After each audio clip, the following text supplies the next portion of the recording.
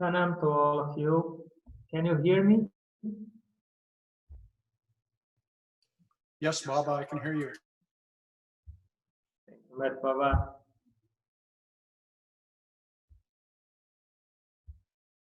Before we start, let us please close our eyes for a moment.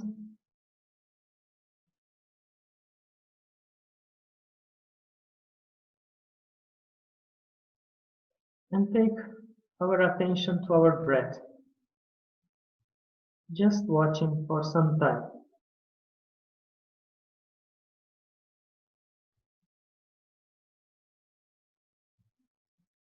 It's the most precious thing in our lives, and we keep forgetting all the time.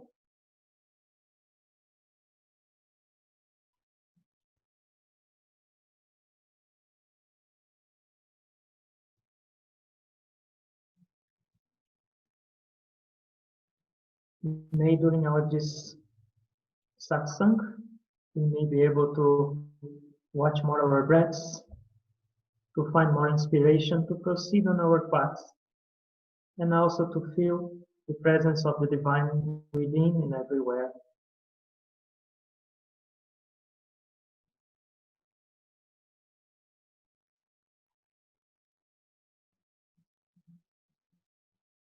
Om Sahana Bhavatu Sahano Bhunaktu Saviryam Karavavahai Tejasvi Navaditamastu Ma Vidvishavahai. Om Shanti Shanti Shanti.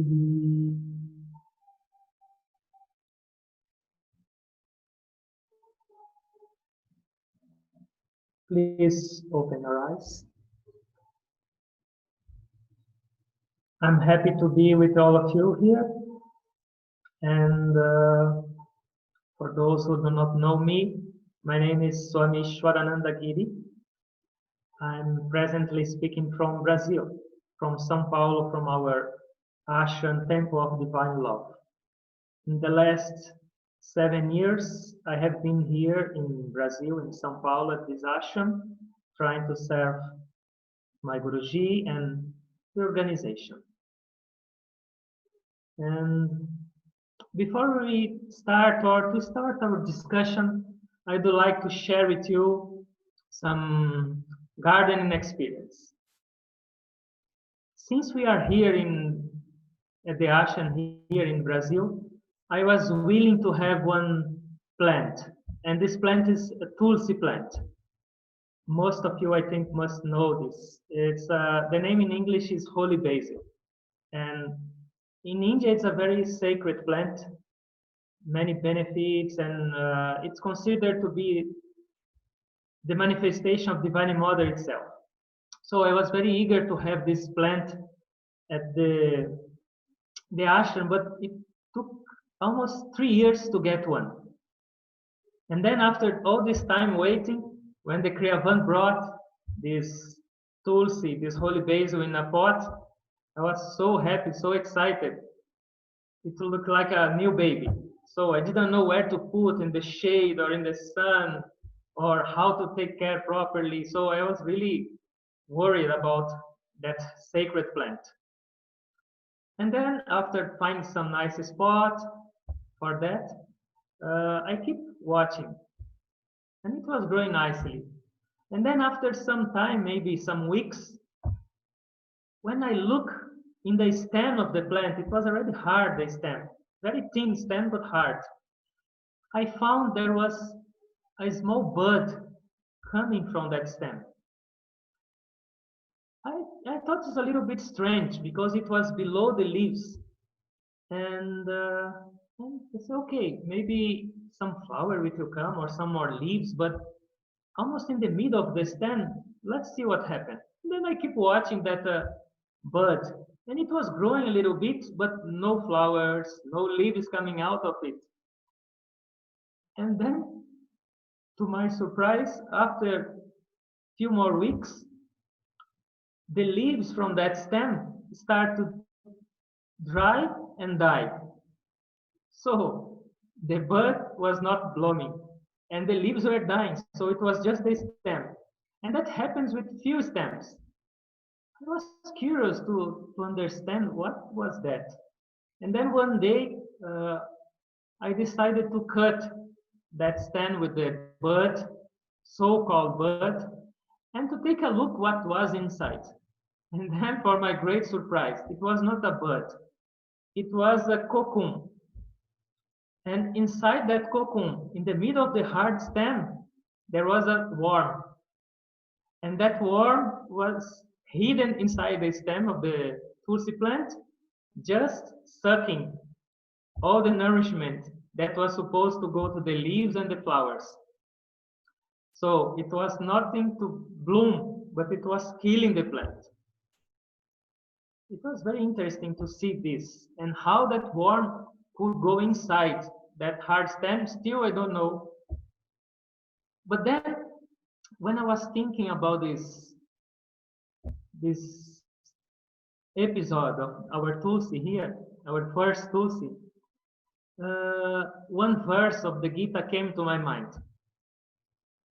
In a very, very simple way, in a very practical way, came some meaning of this verse or how this verse applies in our life.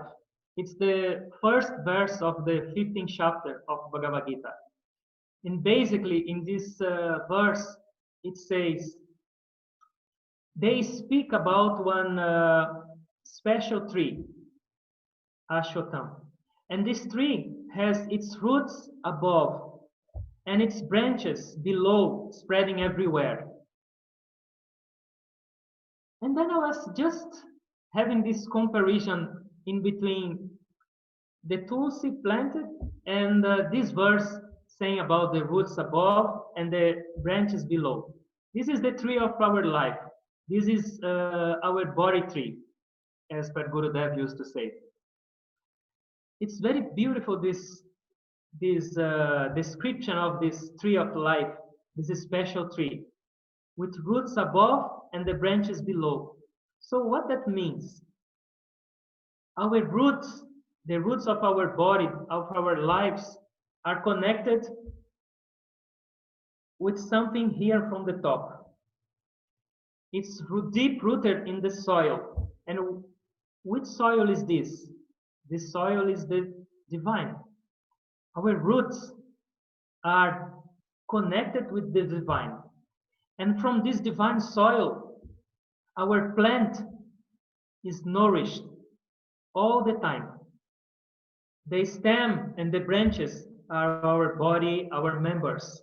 And we are just able to move, to act, and to be alive because of this divine sap who is flowing through God in us. And this sap we can consider as our breath or our prana, who permeates every part of our body, every cell of the body.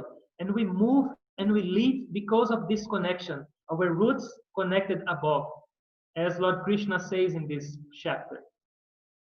And because of you are alive, due to the breath and prana, we can do our actions and we can think. And so we can consider our actions and our thoughts as the leaves of this divine plant.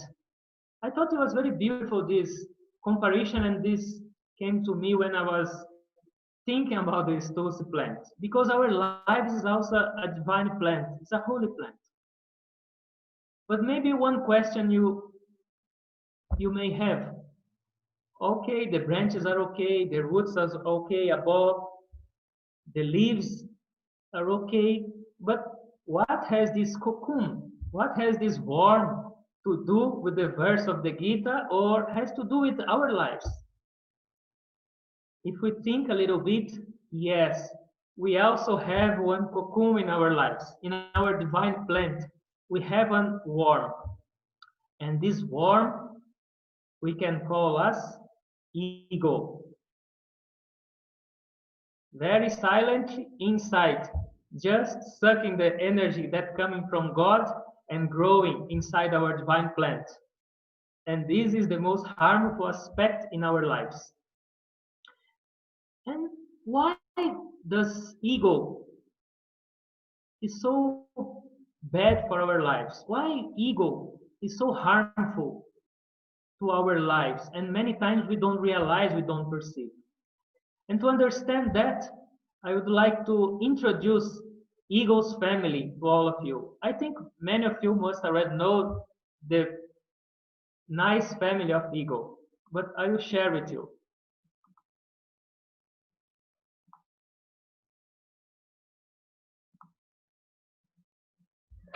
From ego's family, ignorance is the mother ignorance.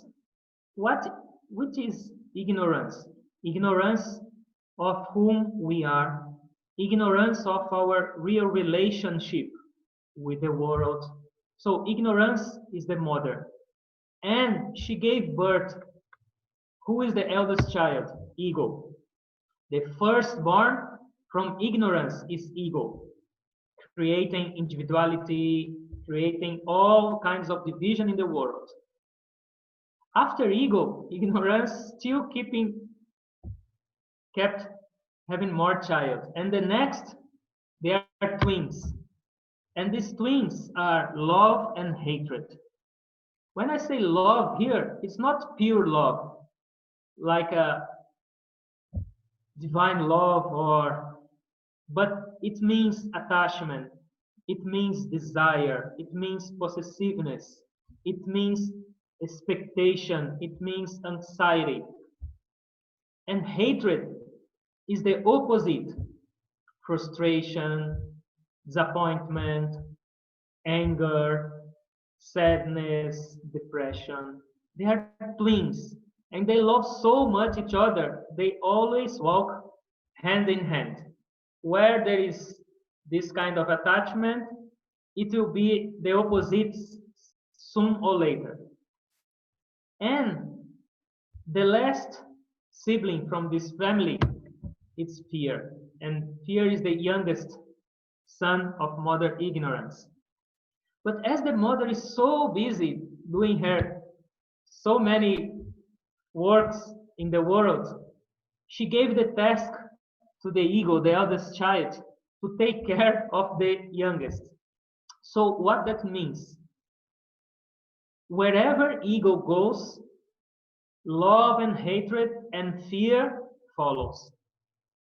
So whenever we invite ego to our lives, we are inviting also attachment and aversion, likes and dislikes, and fear. Doesn't matter the degree. Ego walks always together with these three, twins and the youngest fear. So the cause of misery in our lives is because of the union of this family. And this family is so united that it's very hard to separate it. And what is ego? If we analyze this word ego, the letters that compounds this word is self-explanatory. So what is ego? Playing with the words. Ever glorifying oneself. What does it mean? The thought, the attitude, the behavior of a person with ego is always centering me, myself. And ego, when I say here glorifying, does not necessarily means only for good things or trying to be boastful. But when we are having trouble and we think that, oh, I have the biggest problem, I am the worst person, I am so bad, I am this, I am that, putting down is also sign of ego, is some sign of also glorification.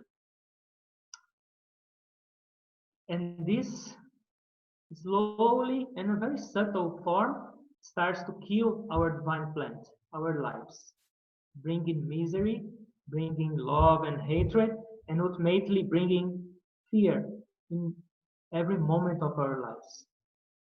And then one question: how can I get rid of this ego? Or another question: can I get rid of ego or not? And the answer is no. We cannot eliminate completely ego in our lives. If we use the words of a great master called Ramakrishna Paramahansa, he used to say, "You cannot eliminate this rascal. It will be with us till the end, till you are completely liberated, you are completely free. Ego will accompany us. But we cannot get rid of, but we can change. We can transform our ego from unripe to ripe." And when I was thinking about this process of transforming ego, I remember the first time I met Swami Ishwarananda here in Brazil. It was in 2005. During one retreat, he spoke beautifully about 5 stages of this ripening ego. From the most unripe stage of ego in our lives to the most ripe stages that we can reach with this ego. And he divided in 5 steps or 5 stages. It's nice if we can observe and analyze in our lives how it goes. The first stage is the most unripe one, as I was telling, is I do it. No, I don't remember God, I don't remember anything else. I am the owner of my life, that's it. When the person or the ego gets a little bit more mature, the next stage is I do it. Still it's me, I am doing, but now I am doing for God. That means God is begging at my door and say, I'm doing, but okay, God, I give to you something. I'm doing for God. But we can go further. The ego can grow, can mature more. And the next stage is, I still do it, but I'm doing through God. Now God is not begging more at my door and I am offering. But now God became my instrument. I do it through God. That means God is my instrument. So one next stage, we just change the situation. God does through me.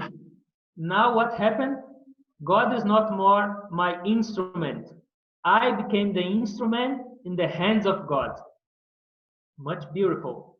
Can you see? Ego slowly is decreasing and divinity and God slowly increasing in our perception, in our consciousness. And then you can imagine the last stage. In the last stage, there is no more instrument. I am not instrument, there is nothing. Just the feeling. God does it. It's only Him, nothing else. There is no instrument and there is not me, I do. So it's so nice to understand this and to think in our lives, in every moment of our lives, in which stage your consciousness, while doing activities, while thinking, is in these 5 topics. Just something for us to think.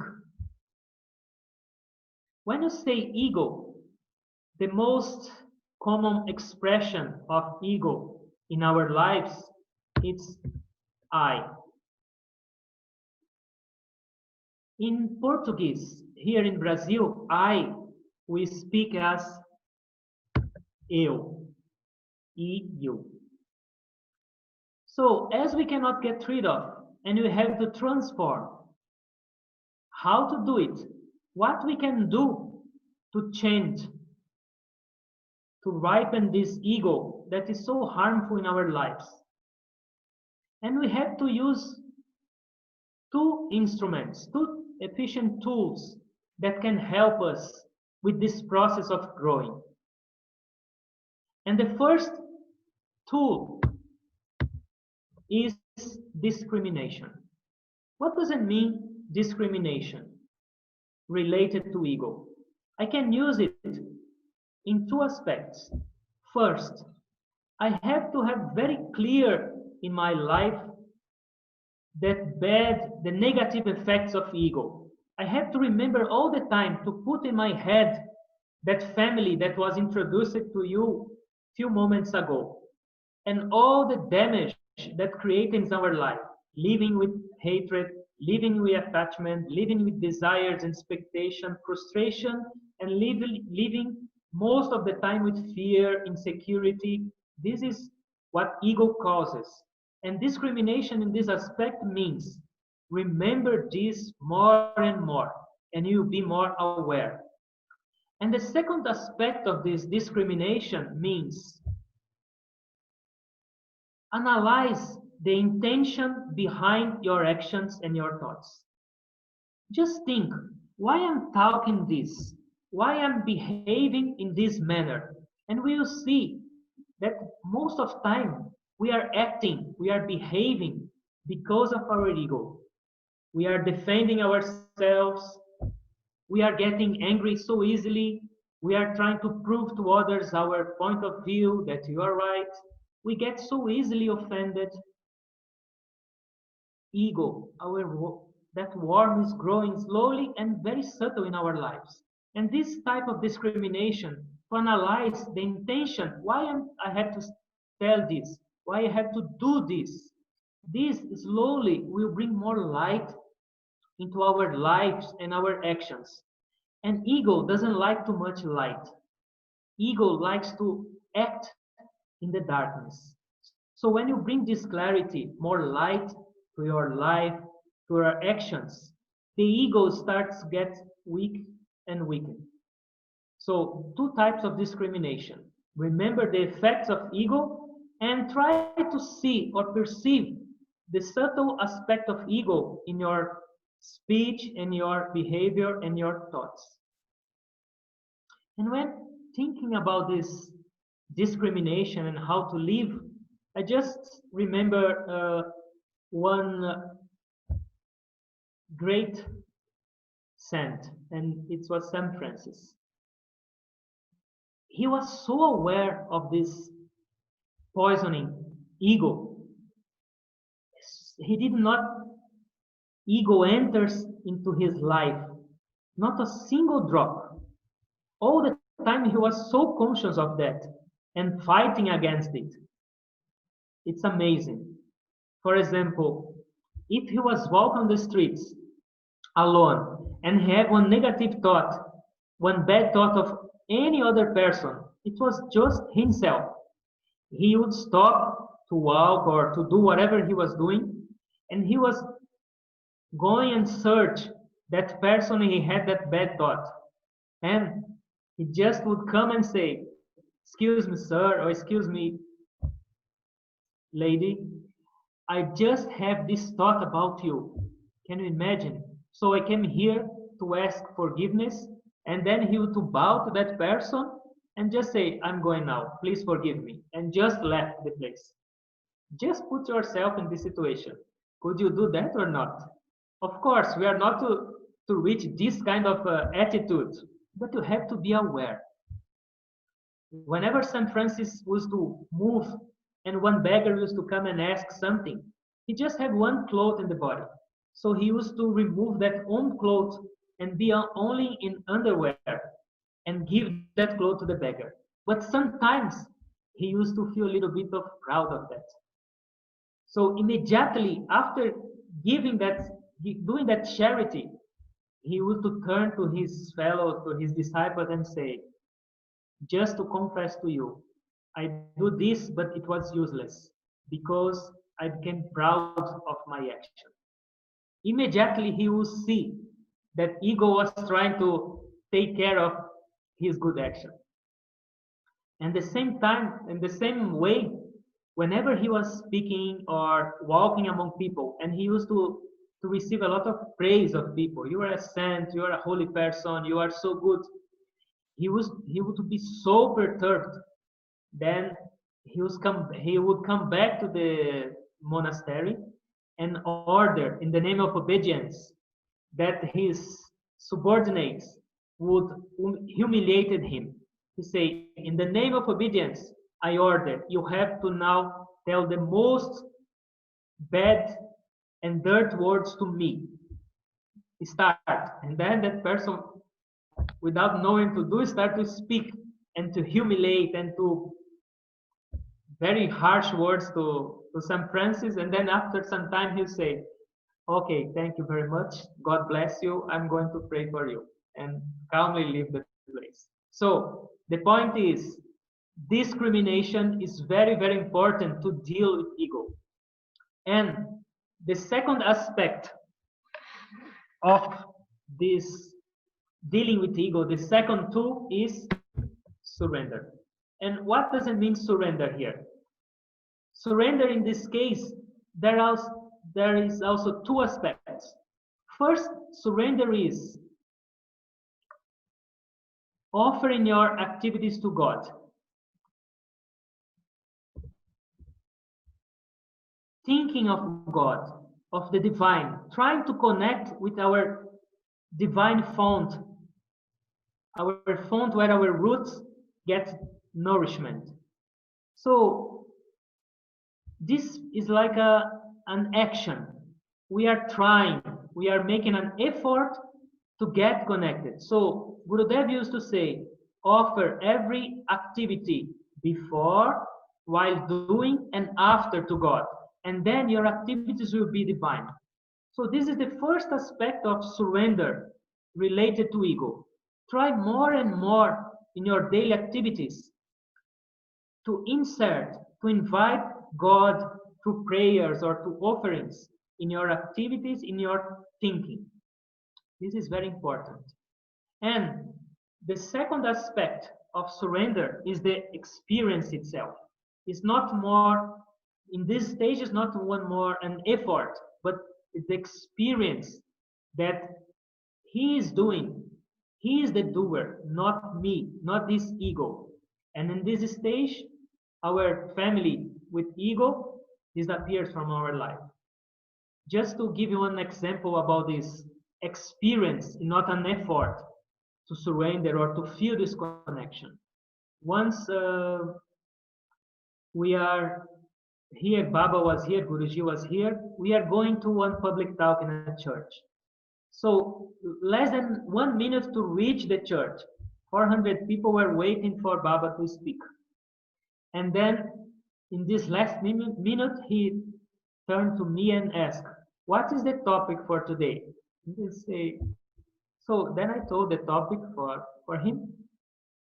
And then Baba came, we parked the car, and he sit in front of people. And then he just said, I just want to share with you all that I have no idea what I'm going to speak today. But just know you all that wherever comes, wherever God wants to speak through this mouth, that will be. And then after saying this to everybody, he just closed his eyes, pray, and start to speak. Just nectar flowing. And what was the result? When he finished his talk, many people with tears in their eyes, completely surrender. It's not me, it's him using this body and speaking through this mouth. So this is the biggest aspect of surrender. So these two tools, discrimination and surrender. And to summarize, wherever we speak this information till now, we'll try to make all these things into a mathematical equation. And what is this equation? Discrimination plus individuality means eu plus surrender. What is the result?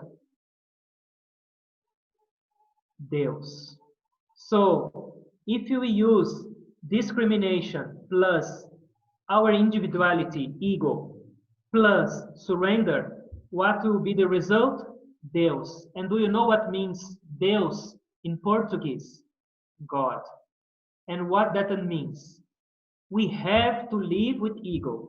We have to use our individuality, but we have to squeeze it in between discrimination and surrender. And what would be the result with this combination? Deus. That means God. That means we are transforming our life into a divine life. Our plant will be a divine plant, full of beautiful leaves and beautiful fruits.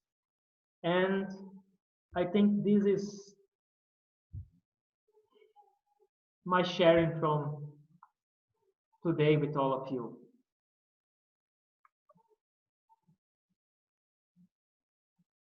And I think we could meditate a little bit.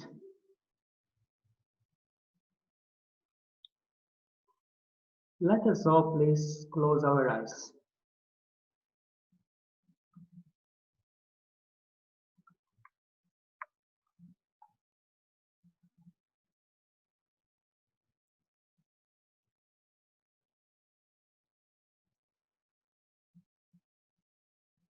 Just observing our breath.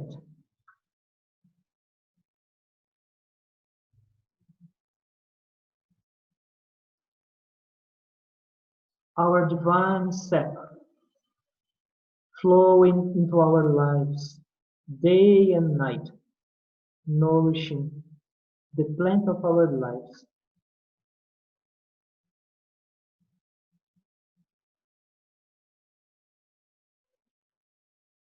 Are we aware of it or not?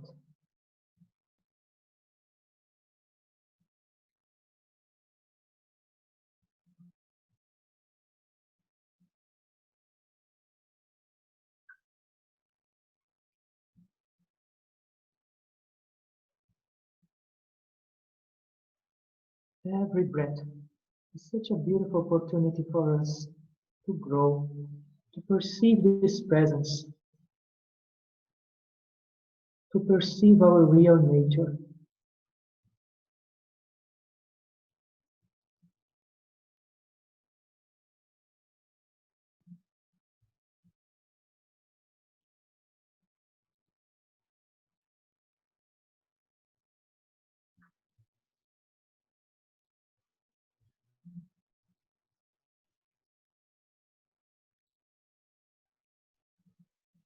Sakali tumari cha ki chamai tara tumi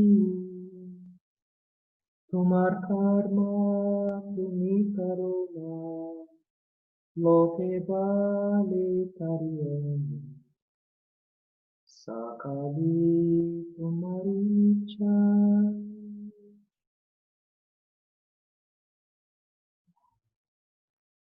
Oh, Divine Mother, you are the Redeemer of the entire universe. Everything happens in this creation only because of your divine and sweet will. But still, out of ignorance and ego, the man keeps insisting in thinking, I do. Please watch your breath.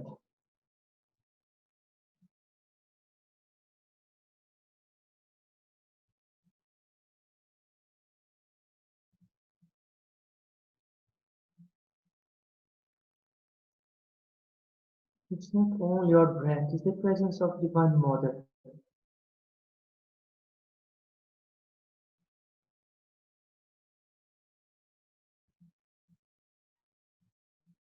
And please, take a long and deep inhalation. Inhale.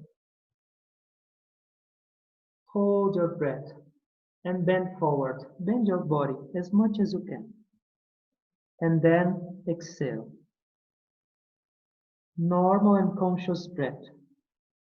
Keep your body bent and please watch your breath. To bow means to surrender. To search for this divine connection. To eliminate this worm called ego in our lives, and to feel who we really are. Gurudev used to sing one Bengali song, and basically the meaning is, "Oh God, oh Lord, you are giving me so much all the time. You give me light, you give me health, you give me love and food, so much joy that I'm unworthy of it. How can I give you back? I don't have anything, but I know if I'm able to offer my ego to you, it will be the biggest offering of my life. Please accept it." Watch your breath. Bow with love, with attitude of prayer and surrender, like a child.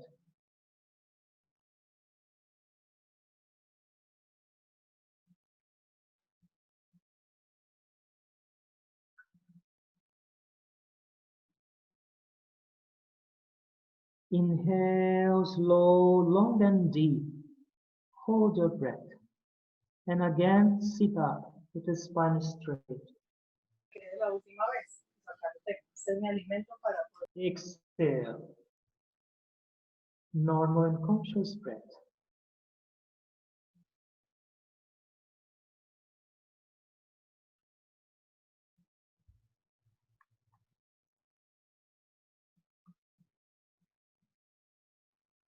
Some attention on the top of your head.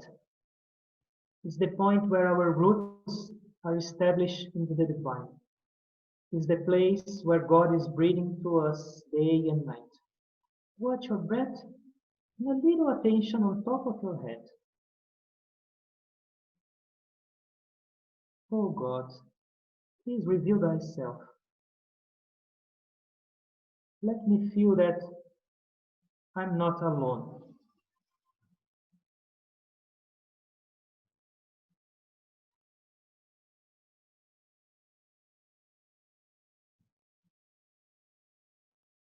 Take a slow, long and deep inhalation. Inhale love. Slow, long and deep exhalation. Exhale peace. Inhale slow, long and deep. Bring love. Exhale slow, long and deep. Spread peace. Inhale slow, long and deep. Love, love, love. Exhale, slow, long and deep. Peace, more peace. Inhale, slow, long and deep. Concentrate. Exhale, slow, long and deep. Feel the presence. Inhale, bring more love within. Oh Lord. Exhale, spread peace everywhere. Oh Lord. Inhale, slow, long and deep. Exhale, slow, long and deep. One more time. Slow, long and deep inhalation. Hold your breath, concentrate. Om, Om, Om. Exhale. Normal and conscious breath.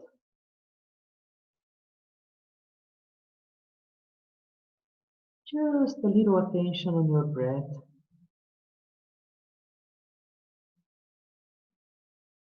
And try to concentrate inside your head.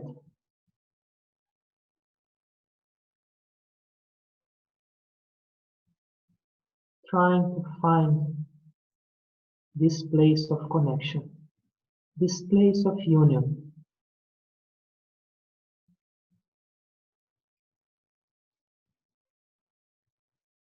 And with this inner attention, let us meditate in silence for a few moments, in the temple of silence, in the temple of peace. Try.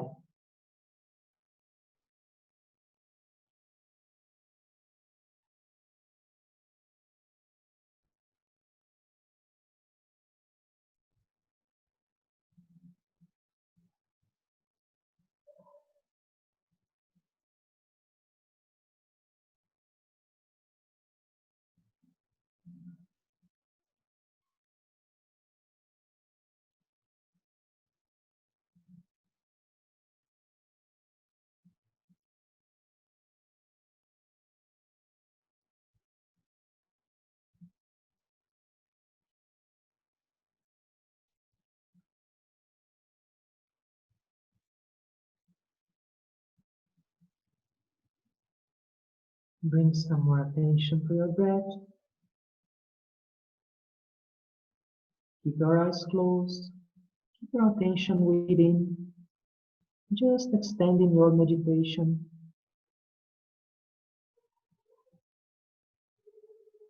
This life is a very special life. It's a very rare gift of God. And at the same time, it's very short. I'm praying for God and for Masters that we may learn how to use every breath, every moment of this life to grow, to transform. And with this transformation, we may be able to offer more love, more joy, and to offer our contribution to the world. It's in our hands. It depends on our desire. We have the blessings. And before we conclude, we chant Mahamrityunjaya mantra 3 times for the peace in the world, for the release of the suffering. Om Trayambakam Yajamahe Sugandhim Pushtivardhanam Urvarukamiva Bandhanam Mrityormukshiyamamrutat. Om Trayambakam Yajamahe Sugandhim Pushtivardhanam Urvarukamiva Bandhanam Mrityormukshiyamamrutat. Om Trayambakam Yajamahe Sugandhim Pushtivardhanam Urvarukamiva Bandhanam Mrityormukshiyamamrutat. Om Shanti Shanti Shanti.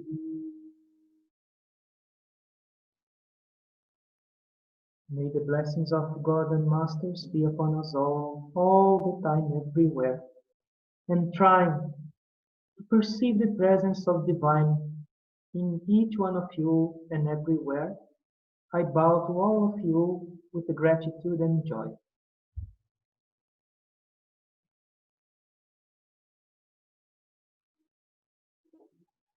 Om.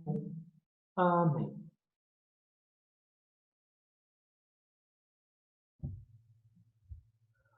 I thank you all for this beautiful opportunity to be together, and wish you all a beautiful and divine week of celebration of love and joy. Thank you so much, and see you soon. Jai Gurudev.